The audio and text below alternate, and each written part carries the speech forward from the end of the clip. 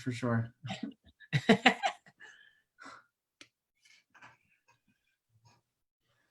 One sec. You guys know how much I love Facebook Live, right? I'm never on it. All right, we are live. Let me get you back up on Zoom. You pinner. Sure. That you pin Hold on. Sorry.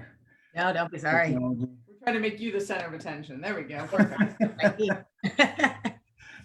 It's funny, you were saying you weren't much of a Facebook Live person, and it's one of those things where now you are. Now I am. I don't think I ever went live before I had to start teaching karate classes on Facebook. Yeah, no, it's good. It's good. Coronavirus made you 20 years younger. Also, yeah, actually, we had Master Midas on a call the other day, and he kind of said the same thing. He's like, I'm on it all day, but I can only imagine if I was 20 years younger, I'd have more energy. Oh no, he's got tons of energy, tons. Oh, he certainly does. I just want to say thank you for coming. This is Master Treacy Jansa. We're live with our Meet the Master, and thanks for joining us. Well, thank you for having me. It's an honor seeing all the things in front of me. So I'm like, I don't know how you do this. Thank you for having me.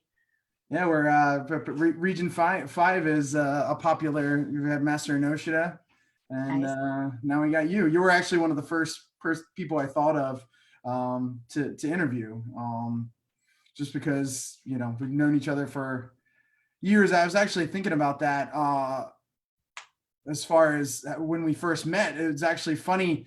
It was before I was even in a dobok. It was business meetings.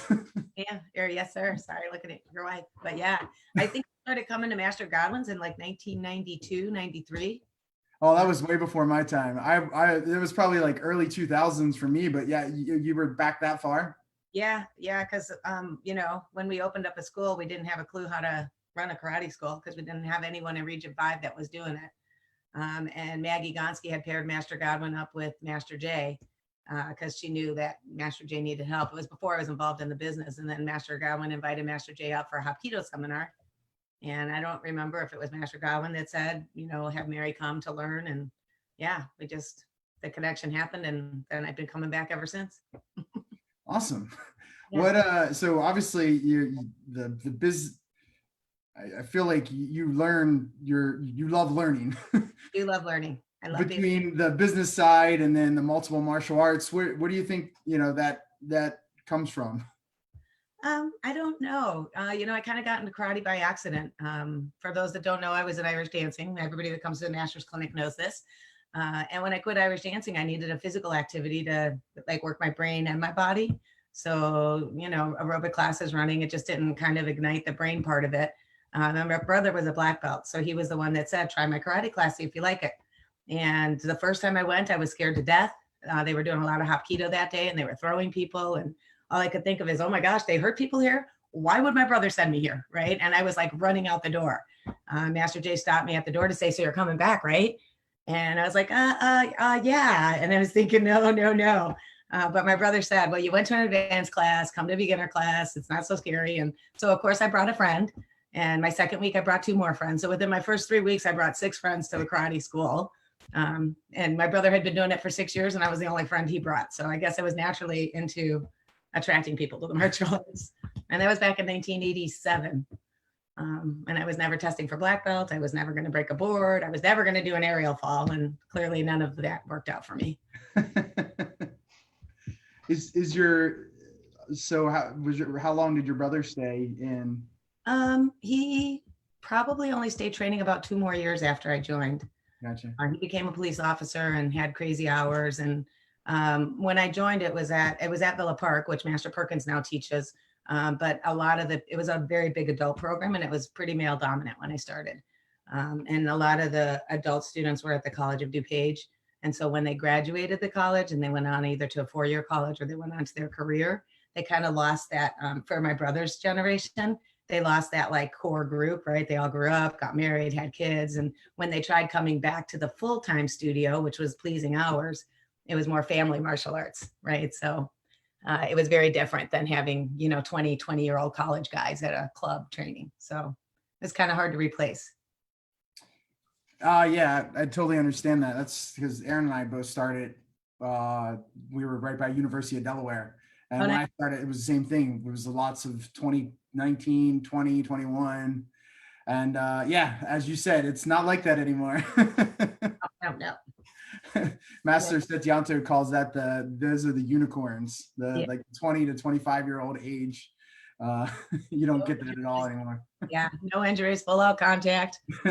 Boys. Yeah, it was good. It was all good. It's all good, right? Got to move with the times. Awesome. So obviously that's how you met Master Jansa. Yes, sir. Yeah. And no looking back since. Yeah. We were, let's see, I started in 87. And then in 1990, he peeled off, and that's when he opened up his full-time school. And again, that's when a lot of the college kids didn't make the transition into family martial arts, even though I ran the college program once they went into a 4-year degree or whatever. But it wasn't until 1995 we opened up a school together. That school went defunct with a couple of his black belts, and then we opened up a school together. He joined the association in 1990 when he left his instructor, and yeah, it was me and Master Perkins and Miss Lavani. A bunch of us just kind of pooled in to open up the school because we wanted a place to train, and then it just slowly morphed. Right, everybody had other lives, and I loved marketing and I loved martial arts, and yeah, we opened the school in 95 and then didn't get married till 97. So we actually opened a school long before we thought about dating. I went in backwards order. So yeah. Now, when did you go full time then, or how long did you split? How long? So I was working at Accenture, so I did sports marketing. So I handled all the skyboxes and all the golf events, celebrity events, all the charity events at Accenture. And I left there after Bridget was born. So I guess that would have been 2001. So I was a little over 10 years at Accenture, and I had now two babies and a full-time school and a pretty high demanding job. Accenture's a type A personality, 80-hour-a-week expectation. And I was still running the 2 park districts, because when Master J opened up the school, eventually I took over the 2 park districts. And so it was just hard to balance it all. And in 2001, Master Perkins kicked me out of Villa Park and said, "I got this, honey. Go do your thing. Be a mom." And I left Accenture. They were doing layoffs, and I just raised my hand and said, "Pick me." Somebody from my team was going to be let go, and I just really couldn't do it all. So yeah, family came first. And then I had to figure out how to feed them from a karate school. Thus entered many more trips to Delaware. Well, I guess that makes sense, where the marketing and the business side maybe came a little more natural than it did to some of us for you. Yeah, maybe. Even as a kid, I couldn't watch TV shows. I ran to the TV for the commercials. I didn't have the energy to sit and watch a 30-minute show. So I played during the TV show, and then I watched the commercials. So I don't know. I was always a little attracted to marketing. Nice. We have a couple people saying hi to us. We got Brian Burkett, Yeah, Mr. Anna Rosa Cruz, Jose Rivera from Puerto Rico, and Anthony Bracco. Oh, nice. Tell them I said hi. If anyone has any questions, feel free to share them for us. Hold on a second. Still trying to figure out Facebook and Zoom. Yeah. We tried to pin you, but it keeps just ping ponging us back and forth. Oh, that's okay. Yeah, it's funny. I was thinking back to all of those business meetings that we sat in for hours, 7-8 hours at a time, and you sat and then flew on top of that. Yes. Do you miss those days? I do. Yeah, I do. Between the Maui down in Fort Lauderdale, or we did the Bill Clark in Jacksonville, and then of course the WTSDA business seminars and all the EFC conventions. Yeah, mass training. Yeah, they were all amazing, and they've all changed, right? So it's just a crazy new world, right? So I don't know. Yeah, Master Wheeler keeps saying, "When are you going to do the Mary Treacy show?" But I don't. Not ready for that yet. I'd come to that. We'd sign up for that. Really, we have such an amazing network within the association. Just doing a roundtable, would be amazing. Just to sit, everybody that runs a school, whether it be a 25 like person club or 250 plus studio, there's just always ideas to share. If you go into a room with any other WTSDA people and you come out without an idea, we're focused on something else at the moment, right? Because there's so much knowledge in our world. It's crazy. Mhm. Yeah, I know you've shared for years at the Master's Clinic. How long have you been sharing for the business stuff as far as the Master's Clinic goes? Since the year they started. I think I didn't share 1 year when my mom was sick, but since I started it at the Master's Camp, I think I've been on the agenda. When we did the first, Master Godwin did the business seminars in Delaware. I came to them, the first WTSDA seminars. I came as a guest, and you guys were a lot of the presenters from KMAI. And then I think Master Godwin and Master Sharp kind of did a combined WTSDA business seminar in Houston. And from that business seminar on, I was a presenter. Mostly because, as Master Inoshida says, she paid all the smart people to learn what they had to share and bring it back to the association, right? So, and back to my school, obviously. Yeah, it's funny that you said that, because I say all the time, as a Fred Mertens quote, is good instructors create, great instructors copy. Yes. It's one of those things. If you find something that works for you that someone else came up with, there's no reason not to use it. Yeah, when I teach my teachers, I tell them I don't have an original idea ever. There's like 3 things when I do my instructor training where I'm like, oh, I created this one. But most of what I teach, it's stolen. Somebody else had the idea first. So you take it, you morph it, right? And I think any normal martial artist would want you to steal, right, or share. So I know anything I have, you're welcome to. And I think that's one of the things that I when I think of you, is what I think of first, is how willing you are to share, not just the business side, but you also share a lot at Master's Clinic, the physical side as well. You're talking about rolling and throwing and all those things. I think of that just as much. Yeah. I was afraid to death to do falling. So it's crazy that I've traveled a lot teaching falling. Master Inoshida started me. We did a certification thing here in Region 5 where it was $20 and it was an add-on to one of our clinics, and we did it as a scholarship fundraiser. And the people paid an extra $20 to come 2 hours early. And it started, I think the first one was Eskrima sticks, and he did it for a 2-year rotation. So every martial artist knows you go to a seminar and you learn the basic pattern of Eskrima sticks. And then 2 years later, it's offered again. And you're like, oh, I like that. I'm going to do it again. And you learn exactly what you learned 2 years ago. So he did like a 2-year plan of graduating to learn more advanced Eskrima sticks. And then I think the next topic was falling. So we started with back falls all the way to aerial falls.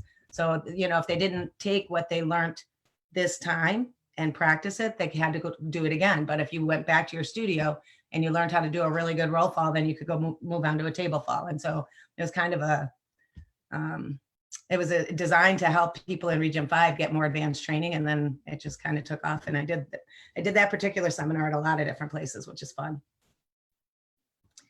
Yeah, I know I learned from you 1 year at Master's Clinic, and we did I feel like it was a whole hour on falling. So, and just watching you and the steps, I learned a ton from that. Yeah. There's a lot of amazing qualities that you're known for, but probably one of the number one things would be your amazing hugging skills. There's a question that came through regarding that. Since you seem to be the expert in hugging, I have no doubt. The question is, who is the best hugger? This might be loaded, so be careful how you answer. Quanjinim Shin, Quanjinim Bodwin, or Quanjinim Strong? Oh, well, all 3 Quanjinims are amazingly equal huggers. I probably I'll just say my most special hug, because when we joined the association, I think it was 1994, we hosted our first regional event. And I didn't get to meet Grandmaster Shin when he came in 1990 because I wasn't a black belt yet.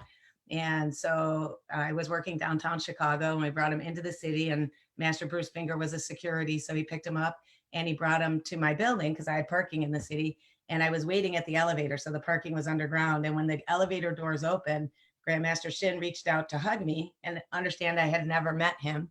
And I immediately went in for the hug, because that was a hugging opportunity for me. And so I hugged him, and he goes, oh, you must be Mary, right? Because it's the protocol of bow and shake hands. Like, I didn't know. We didn't have anybody in the association local, right? So So that would be my most memorable Grandmaster hug. That was a good way to answer that question. That's Strong right. work. Whenever I see memes that say check on your friends who like to hug people because they're not okay, and I think of you. This is a crazy, crazy time for huggers. Let's see. That was Yoshi asked that one, by the way. Of course. Love my hugs, by the way. I used to have to chase Yoshi down to get a hug before he left the school. He would try to avoid me. He was like ninja. It's funny. I told you last week, Aaron taught for Master Hutchinson, and then he mentioned that you were teaching on Thursday. Yeah.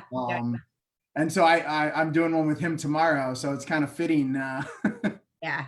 We got the Irish dancer first, and then we got the bagpipe player after that. A little secret, Master Hutchinson actually doesn't know how to play an Irish reel. So he doesn't actually play music I can dance to. But by midnight, nobody kind of notices that. You fake it well. Yes, that is very impressive that you just go with the flow and you got the music up in your head. I love it. It's funny. Hopefully he won't watch this. Fingers crossed. He keeps telling me to send him music, but I'm like, oh. I don't have bagpipe music in my backyard, right? Master Nelson from Seattle asks, with your marketing background, what are your perspectives on our current situation and retaining, attracting students? So I think, of course, you have to understand when I look at life, I see, they say, is the glass half full or half empty, right? My glass is always overflowing. But my analogies is like you got half a glass of water, but the other half is filled with air, and we need air more than we need water, right? So there can't be a half empty glass. So I found immediately doing the Zoom classes, which wasn't in my forte. I already have siblings on the mat. I have parents on the mat. This week we're doing a buddy week and honestly, it's opened up a whole world of opportunities because you can't do soccer, you can't do baseball, you can't do football. All of my competition is out of business right now, right? So I am just marketing through my families and through my old prospects, like conditioning, invite buddies. Next week, we're doing Mommy's Month or Mommy's Week, because we usually do, I know you guys probably heard this, but we do a full month of Mother's Day and a full month of Father's Day where our shirt says, I give my child everything, ... And on the back, it's got confidence, leadership. So a whole month on Zoom might be a little long for moms. So on Mother's Day this Sunday, we're going to deliver in bags our Mommy's Day shirts to everybody's house with an invitation, right? Saying, come on to our Zoom class this week. And the week of Mommy's Week, we're going to do a whole lot of partner drills, because I don't know if anybody else is finding this, but it's really hard to do self-defense and it's super hard to do knife techniques or Hapkido skills. So we are getting so much stronger in our basics via Zoom, but we're lacking a little bit on the partner stuff. So we're going to make that a good technical week and a good mommy week. And yeah, we've sent out emails to all our old prospects. I've already had 9 intros with people of names that I collected long ago that weren't interested in it. And so you just have to look at the positives. And again, for me, we have students that go away to India every summer because that's just the demographic of my area. And now I have, it's like a Google Classroom. It's called Canvas by Instructure, but now I have my curriculum online. So when they go away to India, they don't have to take a break. Right? Because they're visiting family and kind of bored, right? How much time can you spend with grandma in 6 weeks, right? So I'm hoping it'll be a good tool long-term for people that want to learn Hapkido. Now we have a better way to do it. And like I have students that come an hour and a half from Cherville, Indiana, and students that come from Elmhurst, and they can do one Zoom class and one regular class. Like I hope to keep Zoom in my life forever now, right? I think it'll be a good thing, right? So I think it's a great marketing opportunity. And I think a lot of old dogs learned a lot of new tricks. So at the very least, it made us all better and stronger and smarter. Yeah, I think everything you said is a great reminder for anyone out there, myself included, to remember that, just keep it simple. Like just because it's different, it's still the same process as far as getting new people in. You're servicing them a little different, but it's still the same thing. So like Erin just said that she needs to take some notes because it's great. It's great information and like I said, a great reminder for those things. And you were talking about partners. There's no question that it's much easier to have a parent hold targets and things like that. It focuses them way better during classes as opposed to the parent that walks, that doesn't necessarily help out. So that puts their kid in front of the TV and goes into the other room for coffee, which is a necessary evil right now, right? Right, it is. Yeah, I totally get both sides.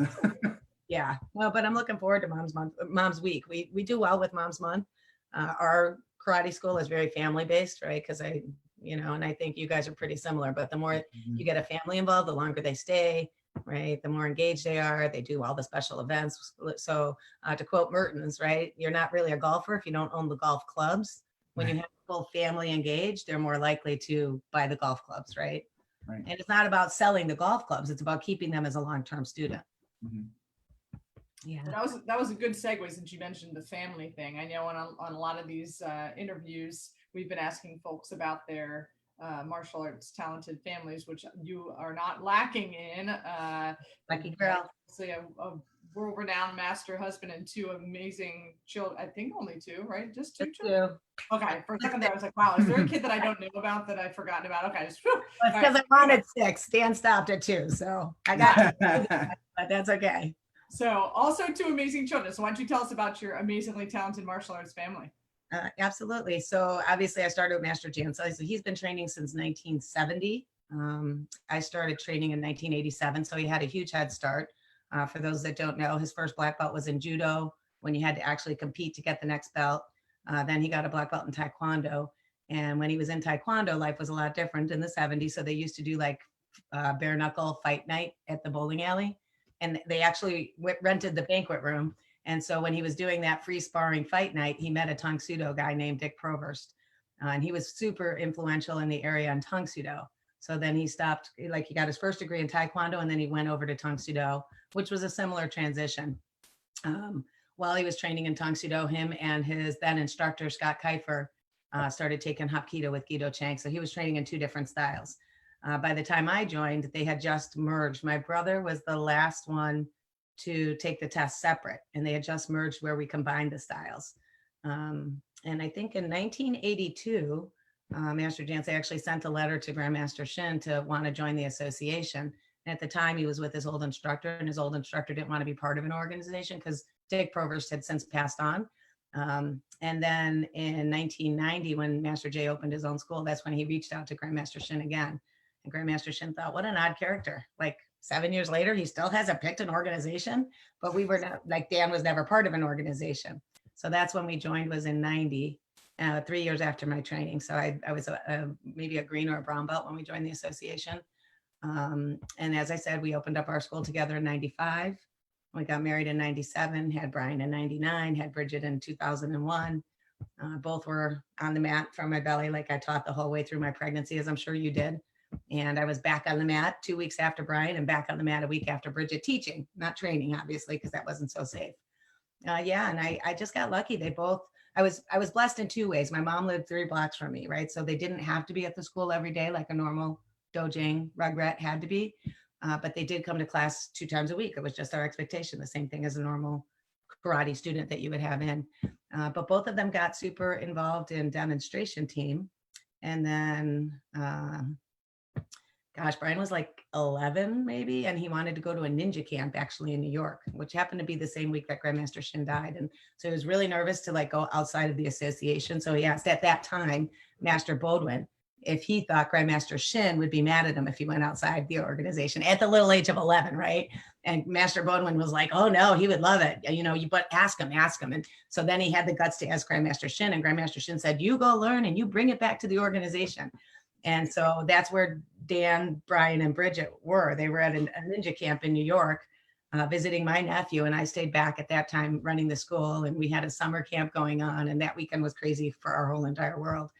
And then after that, like, I don't know, it was Roland Osborne, I think, that introduced us to Hyper. And so the AKA tournament downtown was happening, and Mike Inoshida said, well, Harry, if Brian wants to do Hyper, you got to go see AKA. And then Brian's whole world changed, and then Bridget kind of followed him. So they do a lot of the NASCA and the extreme stuff. And Brian got super into it, and he's now part of a team called Sideswipe. Nice. Is an international team that travels all over the world. He's been to Japan, Guantanamo Bay, Hawaii, Italy. So huge, really cool trips. But it also led him into the stunt world. So if you've seen the show Empire, or if you've seen Fargo, he'll be coming up in the next season of Fargo as soon as they can air it. He's got a SAG card now, and he's a full out stunt person. So in fact, that's why I'm at home instead of at the school, because he's doing stunt practice with some of his stunt friends right now. So he's gotten into the complete entertainment side of it. And then Bridget, although loves the NASCA stuff to get better at her martial arts, she's not got the same competitive bone that Brian has, but she's super competitive in the association and wants to run a karate school full time. So she wants to do nursing as a college career and then do karate as a side time gig. So yeah, and she honestly could run my school tomorrow if I decided to like go to Switzerland. She could do it tomorrow. She's got it down. You got some just amazing family. And Mr. Bracco had asked, what's been your secret to keeping the entire family involved? Well, I guess probably the first bit of advice that I followed strongly was I listened to Dave Kovar.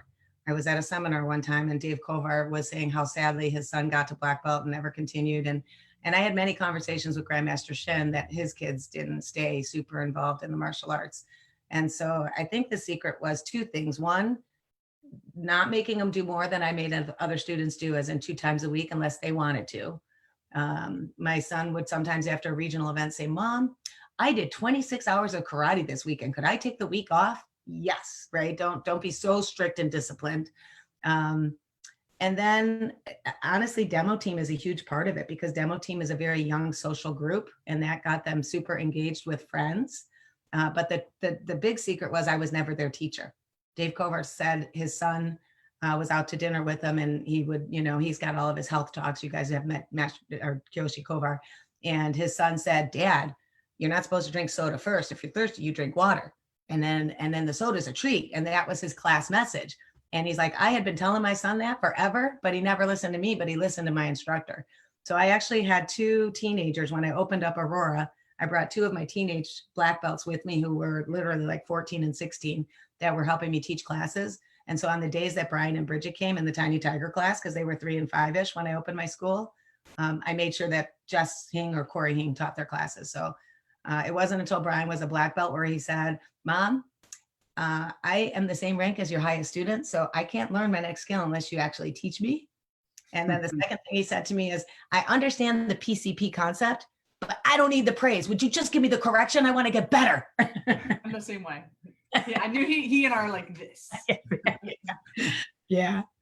So yeah, I got lucky in a big way. I mean, I'd like to say I helped influence, and I tried to be thoughtful in my actions and my expectations, but they also have to have a love for it. Like I fought with Brian freshman year of high school saying, why don't you try track? Why don't you try chess? Why don't you? And he's like, Mom, I just want to do karate. Would you just let me do karate? And so that's where you want to have it. Not, don't make me do karate again, right? It helps that I'm in a gymnastics school. So when they came to karate, they could jump on a trampoline and be in a bounce house and go in a dry fit. Like that didn't hurt my odds at all. Yeah, the Ninja Warrior course helps us a good bit. So. Yes, it does. I think Master Helston's just bought one of those, so they have that at their school. Yeah, it's awesome. We were at the dojang last night, and I saw all this stuff just kind of sitting in the corner. It made me a little sad. I might have to go and break it out one of these days to make sure it still works. I know. It's crazy. It's just crazy having a big karate school empty. I don't know about you guys, but I've had the police call on me 3 times now. Oh yeah, I'm Zooming from my karate school. Right. But when I go in, I have me and Master J and Brian and Bridget, and my sister was in helping with paperwork one day. So they see like 5 cars in the parking lot, and our neighbors have called the police on me 3 times saying they're teaching karate, and the police come and they're super nice. But we do have a lot of energy in our building when we have all of us there. So yeah. We have not had that problem. No.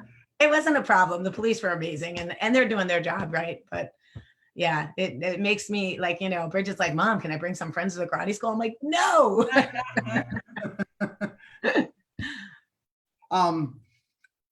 talking about like your karate school, and we'll kind of segue to Region 5 in general. I've been dying to come and visit you guys, and hopefully once all this happens, we'll get back. I know Master Watson got a chance a couple years ago. I'll be in Chicago in October again too.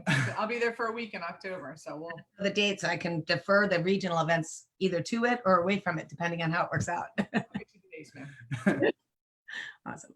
So in October, what event is that? I know you have like the training bonanza. Is that the training bonanza? The training bonanza is in February. So we, gosh, historically, I think since Master J was regional director, we do 4 regional events a year. February, it started as a GUP clinic, where it was, designed more for color belts to give them like a black belt experience, but for color belts. But we had to rename it the training bonanza because black belts thought since it was a GUP clinic, they couldn't come. And that actually started in Ohio when Ohio was still part of our region. It was Cy Jenna and Leslie Flom, I think, that ignited that, right? Because they wanted to have something in Ohio because that was 8 hours away from everybody. And when we do our weekends, they're jam-packed. Friday night is a pre-test or a test, depending on which event it is. And then Saturday's the event, either a clinic or a tournament. Saturday night is always some type of a social gathering, whether it be an ice cream social or a dinner dance or, a night at the main event, if you guys know what main event is. So we always make it something social on Saturday night. And then Sunday is a clinic. And so in February, it's pre-test on Friday, all day training on Saturday, ice cream social Saturday night, and then Sunday is a black belt clinic. And then in April, we do our regional tournament and it's testing. So anybody that pre-tested in February tests on Friday night, tournament all day. That's where we do more of a formal dinner dance, and then Sunday's clinic.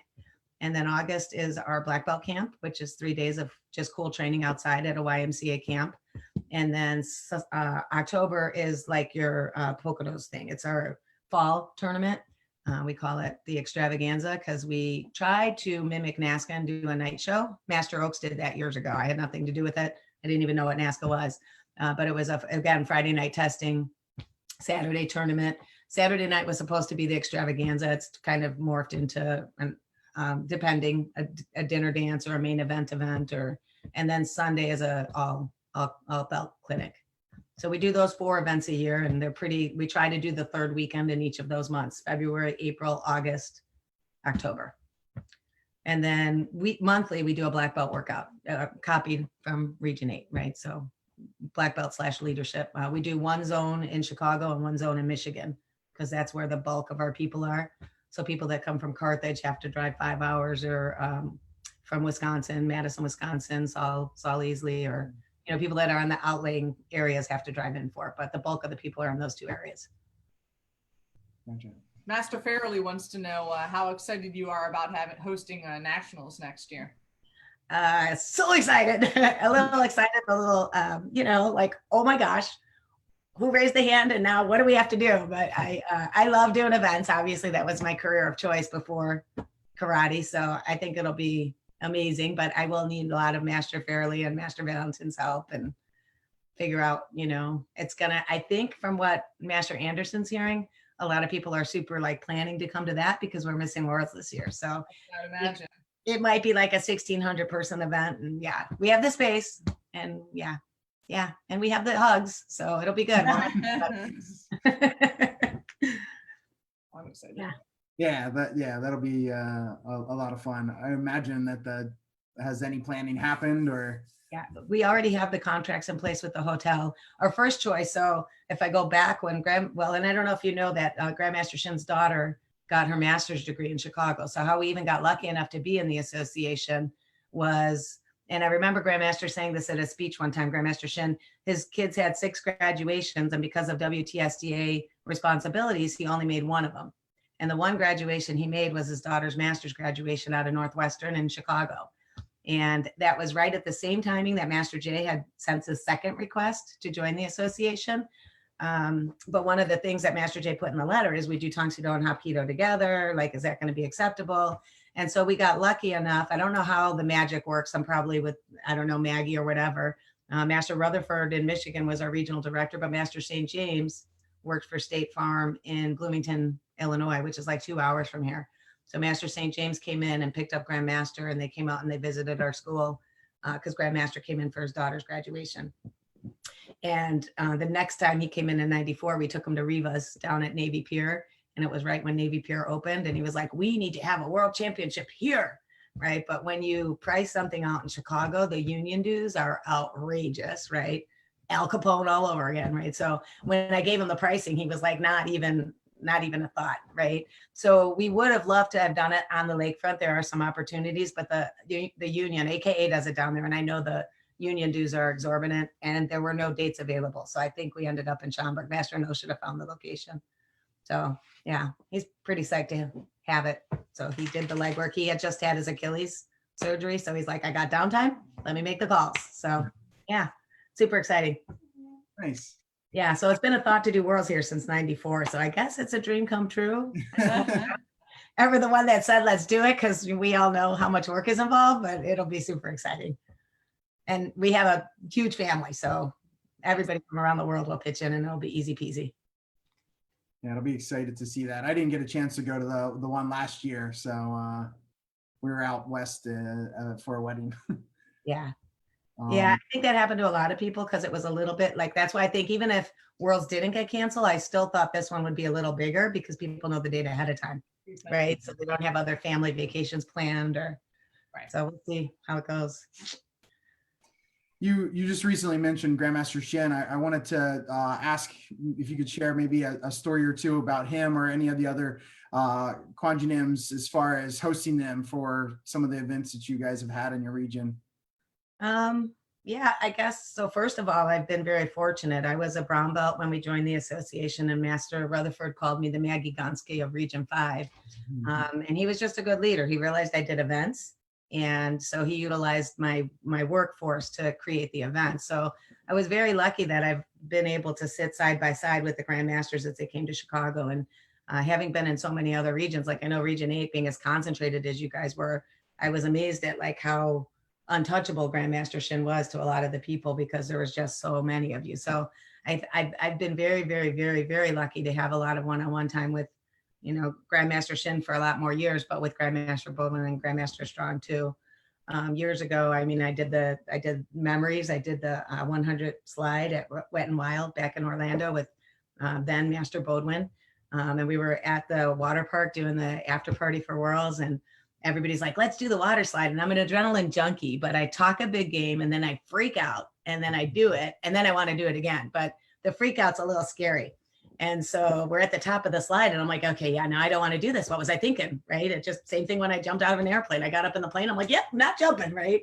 And so I'm up there and I'm like, oh yeah, I'm not doing this. And I went to turn around and there was Master Bodwin behind me. I'm like, oh, I can't walk past him to go down the stairs. I'm going to have to go down the slide. Right. And so yeah, that was one of my first moments with Master Bodwin. And I guess it was Worlds again with Master Strong. It was just lucky enough where there was a bunch of association people, Master Bennett and Master Strong. Oh gosh, don't quote me. There was like, I think Master Haney, maybe there's a bunch of people that went to Clearwater Beach after a World Championships. And so I got to hang out on the beach with him when his little girls were just itty bitties. And I didn't have a husband or kids yet. We had our demo team with us because that's how I typically travel, is with an entourage. I bring all the, you know, against popular opinion, I bring all the teenagers that want to go that can't get a ride. So yeah, so I had a lot of personal time, I guess, in the early days. And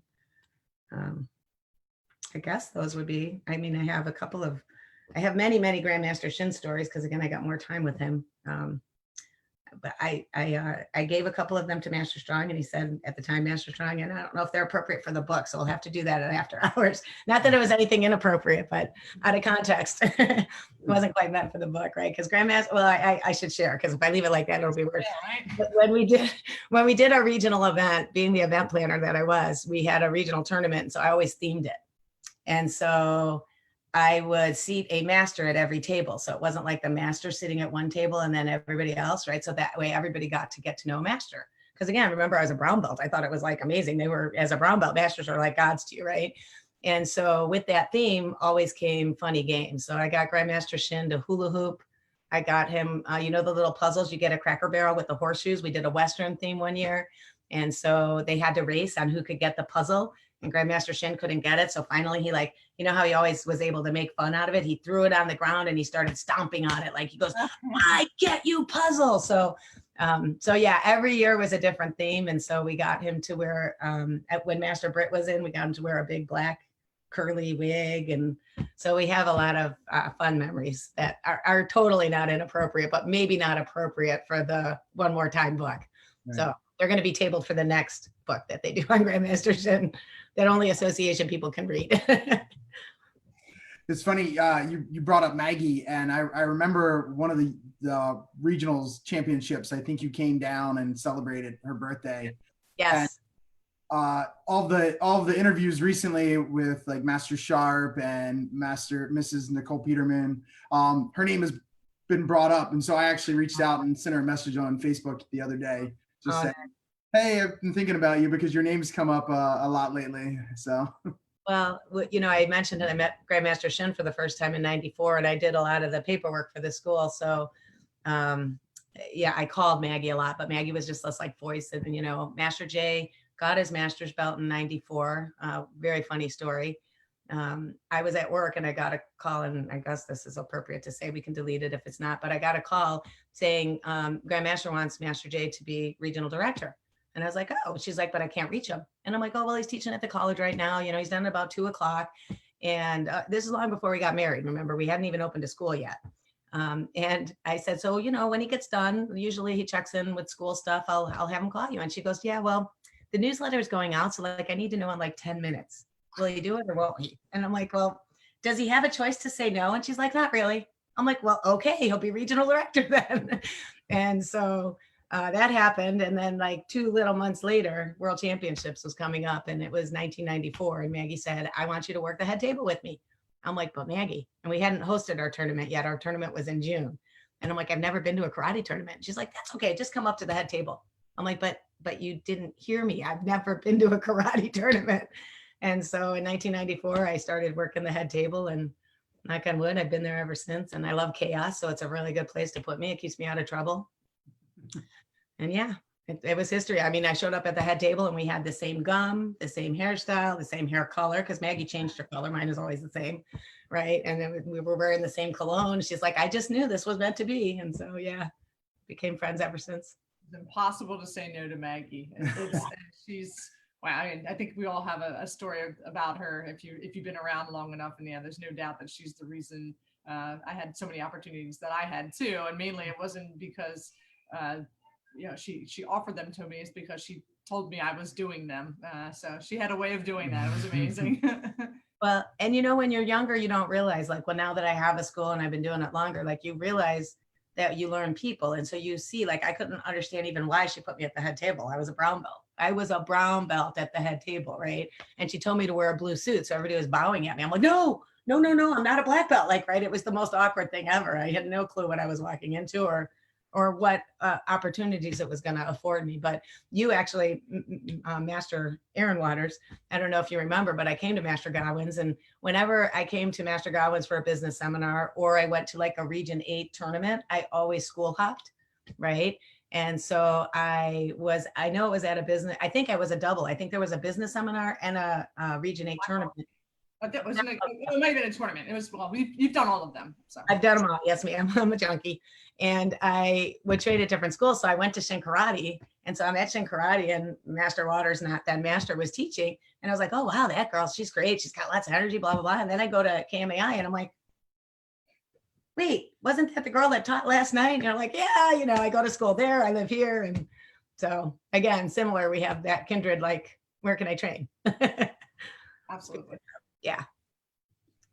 Just looking, a couple people are saying hi. Got Abby and Logan. I'm assuming they're your students. Yep. Master Wheeler said hello. Aw. And I actually got one of our students, Javi and his dad are watching. So hello to everyone. Again, if anyone has any questions, Master Treacy, please share. You know, No, I guess, you know, we've asked a lot of people to kind of, what's your favorite aspect of the martial arts? I know Master Peterman really likes the in-close fighting, self-defense aspect of things. This is a totally open, however you want to answer it. Well, so my first answer and what I tell my students every day and how I live my life is wherever you are, be there. So my favorite thing in the martial arts is the one I'm working on right now. Like, and I don't know if it's like a disease I have or if it's a blessing, but it's definitely how I live my life. So whatever I'm doing in the martial arts is my favorite thing at the moment. But if I had to pick, I love Hapkido and falling, right? There's a passion. So I also tell my students, like I that part comes easy to me now. I mean, after years of work, it didn't when I was a white belt, but that's something that comes super easy. Like it's easier for me to do that than to have power, right? So from a physical aspect, I feel more confident in my Hapkido side. Then like I look at, the way Grandmaster Strong uses his energy. I'm like, oh, I have so much to learn. He does Segi Yang Ilbu, and I'm like, oh my gosh, give me a white belt, right? So I feel less proficient at my Tang Sudo. So it's not that I like one style over the other.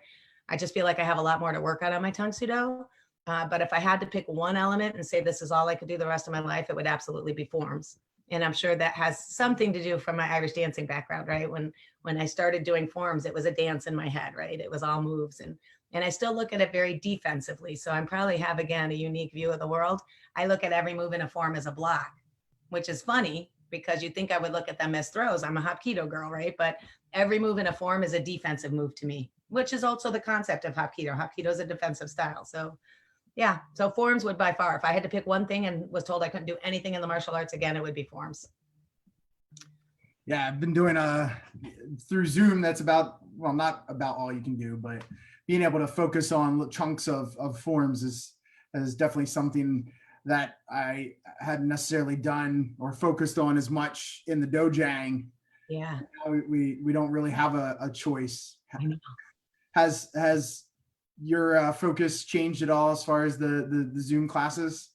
Like, yeah, I think it's helped basics 1,000,000%. Like, right, you're doing so many more punching exercises and so much more marching, and being kind of passionate about teaching the teachers, it's really fun. Like I'm the big, 30 seconds, change it up, new demographics, go from a circle, go to a square, go to lines, right? I'm all about keeping the kids engaged in zero downtime.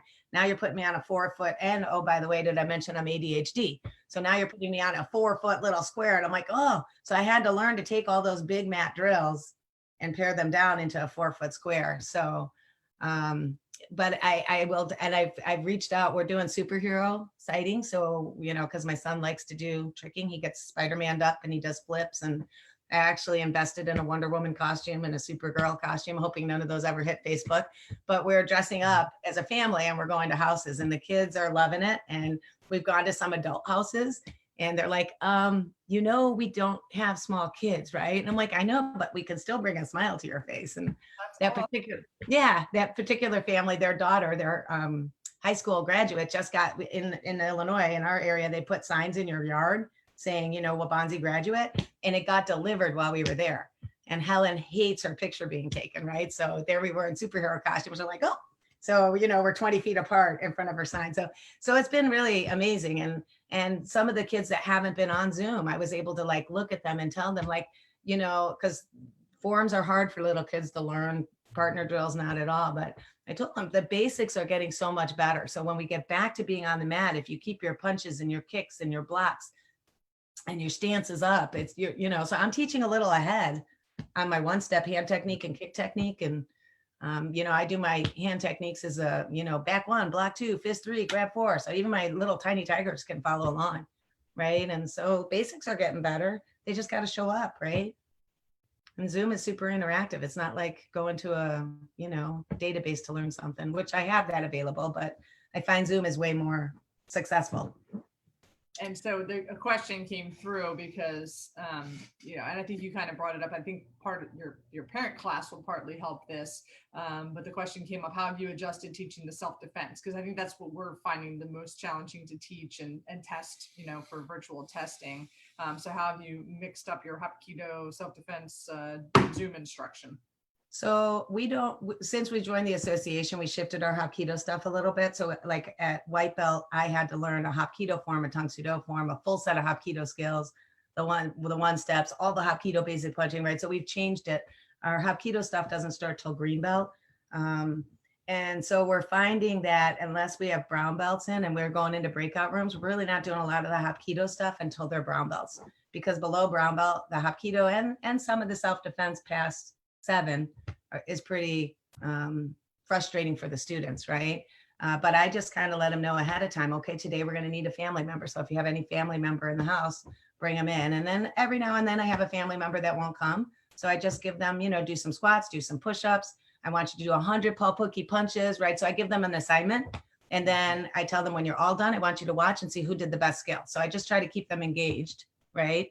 And then I do a black belt prep on Friday night. So we're trying to review the Hapkido skills, at least with our black belts. And then of course, like everyone, as soon as we can have contact, we'll do a bunch of Hapkido seminars and self-defense seminars and sparring seminars to catch up all the partner drills that we're not able to do. Right. So yeah, I mean, it's frustrating for everyone, but could you imagine if you were at jiu-jitsu school right now? Like I know they're learning how to do jiu-jitsu in forms, right? So they're adapting too. I mean, the beautiful thing about martial artists is we persevere. So as long as you have good integrity and good energy, the rest will fall into place. Yeah, I love hearing this info from you because for years I've looked to you as far, I still remember a lot of the Tiny Tiger stuff that I teach or little details or little tricks I got from you from many, seminars, teaching seminars, business seminars. I could always sit next to you and ask questions and get a wealth of knowledge. So, I'm happy that even years later, just getting little details like, yeah, I can totally do that. Because I'm the same way. I get in a spot and I want to do 300 things in 30 minutes. And then it's like, all right, you got to slow down. I know. Take a deep breath. Yes. Yeah. And it's funny, I'd mentioned right before we started, I'm doing a 6-week intensive CIT class.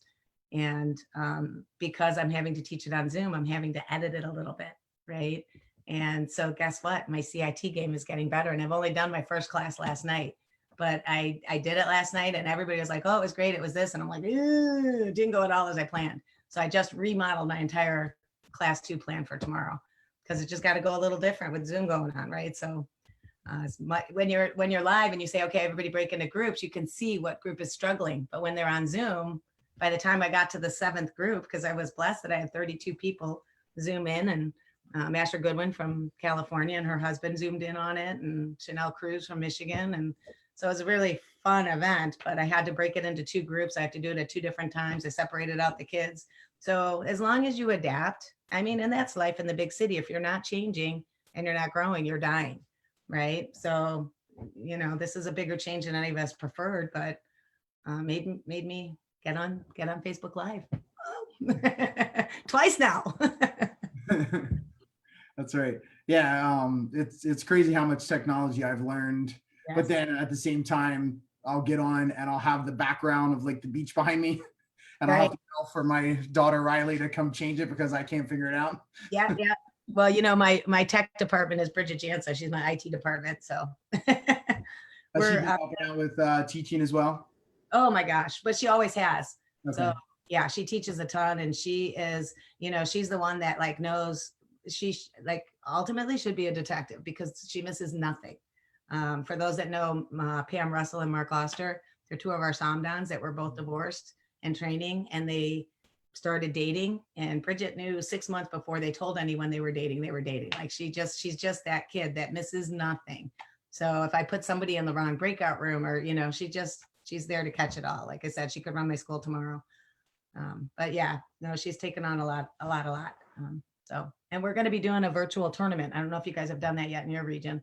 We actually are going to be judging today. The submissions went in Monday. Sunday was the last day. So Legacy and Kaizen and Evolution and Impact Martial Arts and another handful. I think actually maybe Master Anderson may have gotten in on it too somehow. Because the Walchucks are from your region. They're from Masters. Of course, yes. I taught them. I actually signed them up.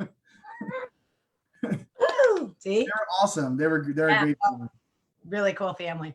But yeah, so we did that, and we just got our assignments to judge So we'll be doing that. But that's awesome. It's been cool seeing the pictures and stuff. We had like 190 or 185. Yeah, 181, I think, somewhere around there. Which is happy for a virtual tournament first time. So and we're doing it live on Zoom. So now you just made me a little nervous because we have no idea how many people are going to sign up for it. We're doing it for $5 and it's going to the scholarship fund, the college scholarship fund.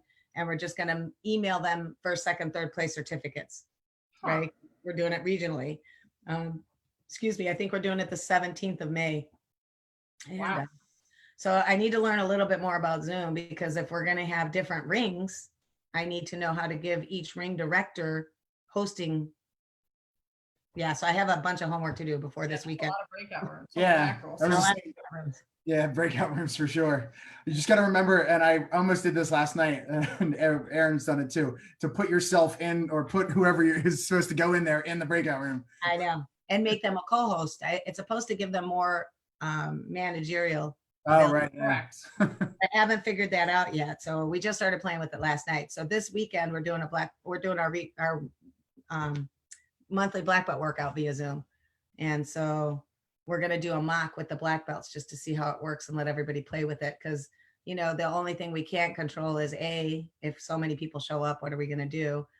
B, what if they have technology issues, right? Because they're going to come up and present live on Zoom. Judges, my name is, right?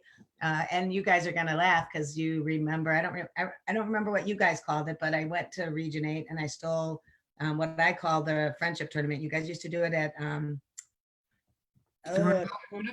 Kahunaville, yeah. Where you have the 4 and 5-year-olds come at 12 and the 6 and 7s come, right? So that's kind of our plan, but until we see who registers, if we have a lot of people registered, like you're not going to have a parent sit there on Zoom for 6 hours. Right. So they have each age group. If we have to do 4-year-olds, 5-year-olds, 6 years, it just depends on how many enroll. But we're going to break it out because I stole that idea and we ran our friendship tournament for years, doing it on the hour by the hour. And right. We still do. We host an in-house tournament Evolution, and that's how and we still do it that way. It's so convenient for parents. They love it. And it encourages them then to grow into a regional tournament because they're not afraid of it. Right. So yeah, it was, again, everything I know I stole. So I stole a lot from Master Godwin. Well, I'll be interested to see how that goes. We just did video submissions. So they submitted the video and then each master has a group to go through and judge. So maybe I'll have to ask for the link and I can sneak in and watch a little bit. Do you want to judge? No. That was coming. Yeah, I'm sure it'll go great. I'll be a lot more calm once we go through the practice run on Saturday. I'm a very fly by the seat of my pants kind of girl on one hand, but on the other hand, I'm a super planned out, yeah. So I'm a Gemini. So I got that Dr. Jekyll, Mr. Hyde thing going on every day of my life. You're like a mix of Aaron and I. And it's all in one head. Imagine how that is. Down to 2 minutes here. So what do you think your biggest accomplishment or achievement, or what are you most proud of in your martial arts career? Well, my mom first. So I have to absolutely say my kiddos, right? But second, I would say the relationships I've built with the association. I can't imagine being in the martial arts and not being part of the WTSDA. It's friendships, it's people. My school is all about the people. Our association is all about the people. And I truly think we make the world a better place.